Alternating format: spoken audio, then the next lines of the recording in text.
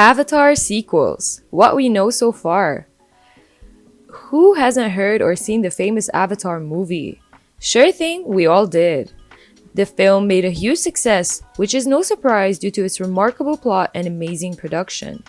And of course, none of that would have came to reality if it wasn't for the massive budget they have put on the movie. Let's take a quick recap about it and let's see why the whole world is waiting impatiently for the sequels to drop. Avatar was directed, written, produced, and co-edited by James Cameron. Not a very strange name on the movie-making field, as he is also best known for making the Titanic movie. Another movie that rocked the theaters back in the days and stayed on the top list in the box office for over a decade, until Avatar dropped in 2009 to steal the audience's love and take its place on being the first. That's a man that knows where to go with the millions. After the historical drop in 2009, gaining from the box office a nice $2.72 billion, while the movie carried $200 to $300 million in budget, Avatar maintained its place for 10 years until Marvel's Avenger, The Endgame, dethroned it in 2019. The movie of the decade is an epic science fiction film that stars Sam Worthington, Zoe Saldana, Stephen Lang, Michelle Rodriguez, and Sigourney Weaver. However, you may or may not believe it, despite the releasing in 2009, Cameron's first Avatar treatment was written as early as 1994, even before the release of his other big screen record breaker Titanic. Avatar waited for 15 years to be turned to life, and there's a pretty good story behind why that happened. Here's why. At first, Avatar was hopefully intended to be released in 1999, but unfortunately the primary reason for that delay was the technology of the late 1990s simply wasn't good enough to cope with the demands of Cameron's concept. The necessary technology was simply not yet available to achieve his vision of the film and temporarily shelved the project. He worked on documentaries including Ghosts of the Abyss and Aliens of the Deep during that time, all of which used 3D digital filmmaking techniques. This helped the director to refine the processes that Avatar would eventually use.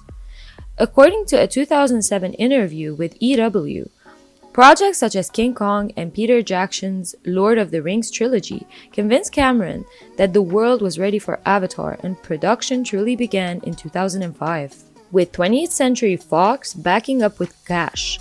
Considering the work that had already been done, however, Avatar still took a long time to be developed. But in this movie's case, it indeed deserved all that time. Great things take time, right? Now, what about the incredible story that stole the hearts of millions and millions of people?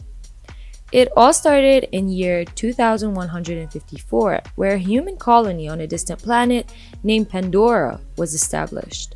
Humans are seeking a rare mineral that could solve the Earth's ecological crisis.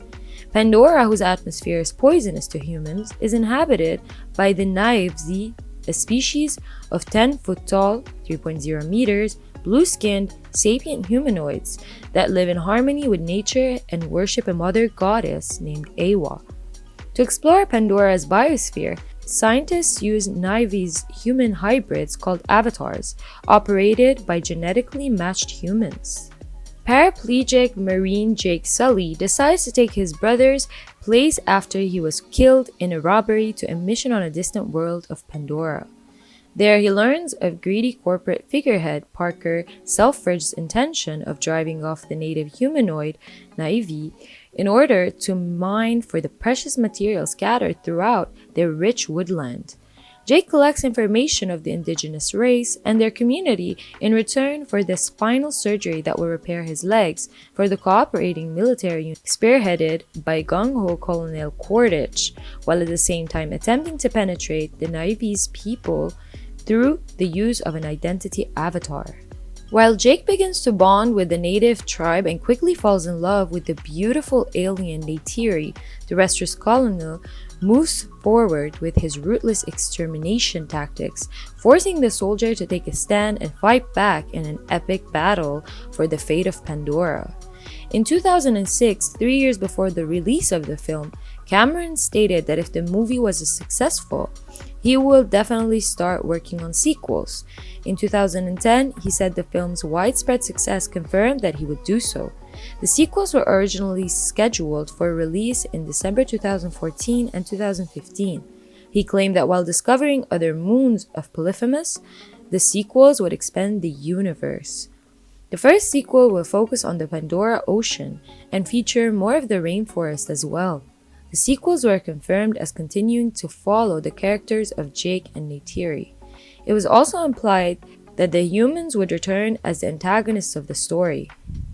In 2013, Cameron announced that the sequels would be filmed in New Zealand, with performance capture to take place in 2014. An agreement with the New Zealand government required at least one world premiere to be held in Wellington and at least 500 million NZ, approximately 410 million US dollars, to be spent on production activity in New Zealand, including live action filming and visual effects. The New Zealand government announced it would raise its baseline tax rebate for filmmaking from 15% to 20%, with 25% available to international productions in some cases and 40% for the country's productions. When he was asked about the delays and why every year they postponed the releases, he answered, "I wouldn't call them delays. It was highly optimistic that we could start quickly until scripts are written.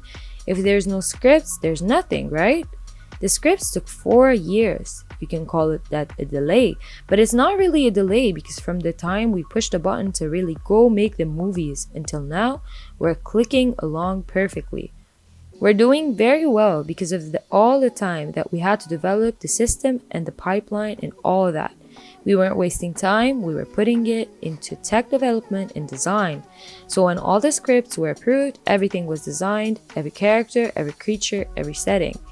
In a funny way, it was to the benefit of the film because the design team had more time to work. Most of the actors, the key principals, have all read all 4 scripts, so they know exactly what their character arcs are.